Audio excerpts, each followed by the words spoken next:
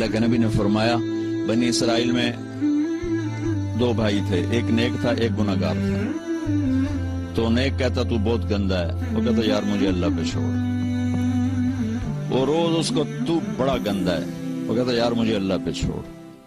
تو ایک دن کہنے لگا تیری بخشش نہیں ہو سکتی اللہ کی قسم اٹھا لی. وہ دونوں مر گئے.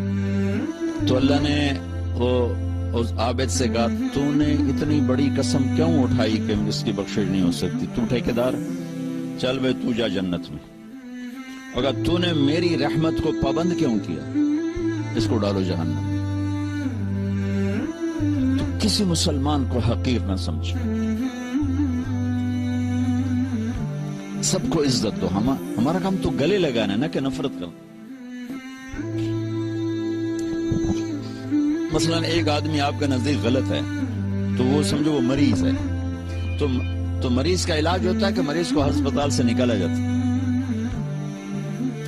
تو بھائیو میں آپ کی منت کرتا ہوں کہ یہاں آپ امت بن کے رہو، مسلم بن کے رہو. جو تمہارا عقیدہ ہے، جو تمہاری سوچ ہے، اس کو گلے سے لگا کے رکھو. دوسروں کو احترام دو، عزت دو، سب کو اپنا سمجھو. سارے ہم نے تو غیروں کو اپنا بنانا تھا، ہم نے اپنوں کو غیر بنا تھا.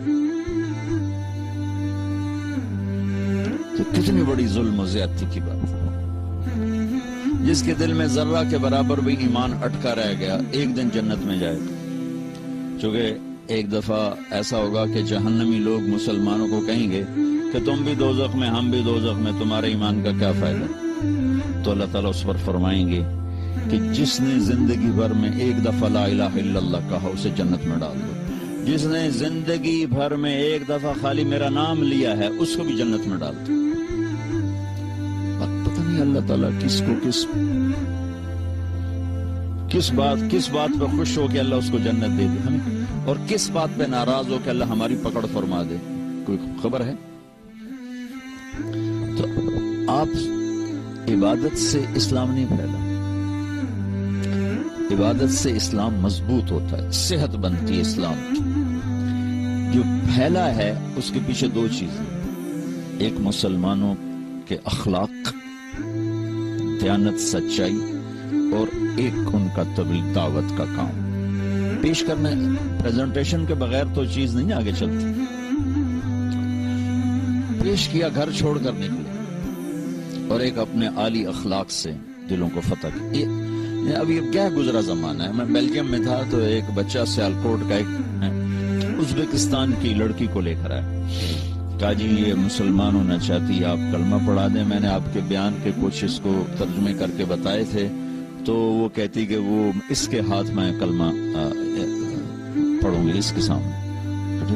تو میں نے اس بچی سے پوچھا کہ بیٹی تم اسلام کیوں لا رہی ہو، کس چیز سے متاثر ہو؟ تو اس نے کہا کہ میں اس نوجوان کے اخلاق سے متاثر ہو کر مسلمان ہوں. تو ابھی بھی اخلاق میں اتنی طاقت ہے کہ وہ بچہ نہ عالم تھا، نہ کوئی امام مسجد تھا، نہ کوئی بزرگ، ایک عام نوجوان، داڑھی بھی نہیں تھی، کلین شیو تھا، سیالکوٹ کا. کہ اس نوجوان کے اخلاق سے متاثر ہو کر میں نے کلمہ پڑھا. پھر میں نے اس سے پوچھا تم اس سے شادی کرو گے؟ ہاں کروں گی. میں نے نکاح بھی پڑھا دی.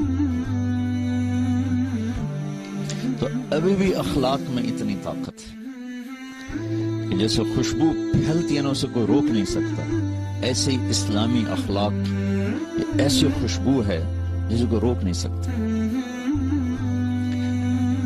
ایک حدیث میں آتا ہے کہ ایک آدمی کا ترازو سٹیبل نہیں ہوگا، کبھی ایسے کبھی ایسے، کبھی ایسے کبھی ایسے. تو وہ نیکی یوں ہو جائے یا گناہ یوں ہو جائے، ایسے نہیں ہو رہا، وہ ایسے ایسے ہو رہا ہے. تو اس پر اتنی ہیبت طاری ہوگی کیونکہ آگے یا جہنم یا جنت.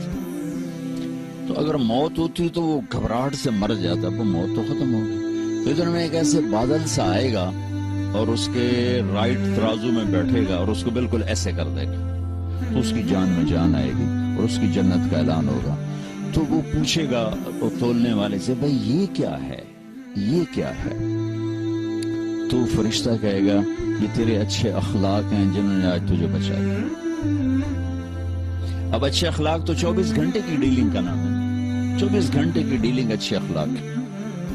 عبادات 24 گھنٹے ہو نہیں سکتی، سارا سال روزہ رکھنے والا کوئی نہیں مل سکتا، ساری رات جاگنے والا کوئی کروڑوں میں شاید کوئی ایک ہوگا، لیکن یہ ڈیلنگ تو میں ہر بیوی سے ہے، بچوں سے ہے، دوستوں سے ہے، نوکر سے ہے، ملازم سے ہے، دوسروں اپنوں سے ہے، غیروں سے ہے، غیر مسلم سے ہے۔ آپ کی تو غیر مسلم سے بھی ڈیلنگ ہے۔ اگر آپ کے اخلاق اچھے ہیں اور آپ کا بول میٹھا ہے تو اس کو کوئی عمل نہیں پکڑ سکتا۔ میرے نبی نے فرمایا ساری زندگی کے تہجد گزار، کبھی نہ سویا رات بھر، ساری زندگی کے روزے دار، کبھی نہ روزہ چھوڑا سوائے عید کے، تو یہ تو ممکن نہیں ہے۔ اگر 1434 سال میں 1400 آدمیوں نے بھی کیا ہو تو یہ بھی زیادہ مجھے نظر آتا ہے، کیونکہ انسانی فزیک کے بس سے باہر کی بات ہے۔ کوئی بہت اللہ کے خاص نیک بندوں نے ایسا کیا ہو تو وہ ہو سکتا ہے ضرور کیا ہوگا، لیکن ایک آدمی اپنے اخلاق اچھے کر لے تو اللہ کے نبی کا فرمان ہے یہ اچھے اخلاق والا اس کے برابر آ کے کھڑا ہو جائے گا، کھاتے پیتے سوتے جاگتے اس کے برابر آ کے کھڑا ہو جائے گا، کہ اچھے اخلاق کے ذریعے سے سعید انور اور یوسف یہ جو ہمارا محمد یوسف کرکٹر تھا نا، جب سعید انور تبلیغ میں لگا تو پھر اس کو فکر چڑھا یوسف یوحنا کا پہلے تو تھا کوئی۔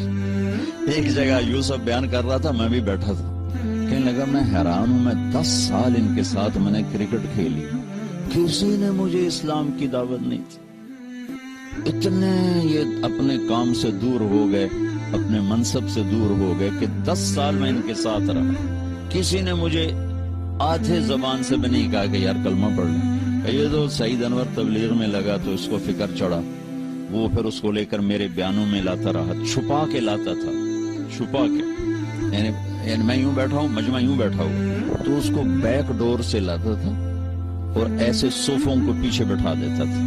یہ اس کے ساتھ کرتے کرتے کرتے کرتے آخر اللہ نے اس کے دل میں ایمان ڈال دیا اور مسلمان ہو گیا۔ تو پھر اس نے کہا کہ میں بھی ظاہر نہیں کر سکتا، میں چاہتا ہوں میری بیوی بھی کلمہ پڑھ لے پھر ظاہر کروں۔ میں نے کہا ٹھیک ہے، تو 3 سال بعد اس کی بیوی نے بھی پڑھ لی، تو یہ دونوں میرے پاس آئے، کہنے لگے ہماری طاقت لگ گئی ہے کرکٹ پر، تو جنت کا شارٹ کٹ بتاؤ۔ شارٹ کٹ میں نے کہا اللہ کے نبی کا فرمان ہے کہ 3 کام جو کر لے گا نا، جنت الفردوس کی چابی مجھ سے لے لے، جنت الفردوس کی چابی ایک توڑنے والے سے جوڑے، ایک حق سے محروم کرنے والے کو اس کا حق دے، اور ایک زیادتی کرنے والے کو معاف کر دے، اور جنت الفردوس کی چابی لے لے۔ کہنے لگے تھا اوکھے کام میں کوئی سوکھے داس۔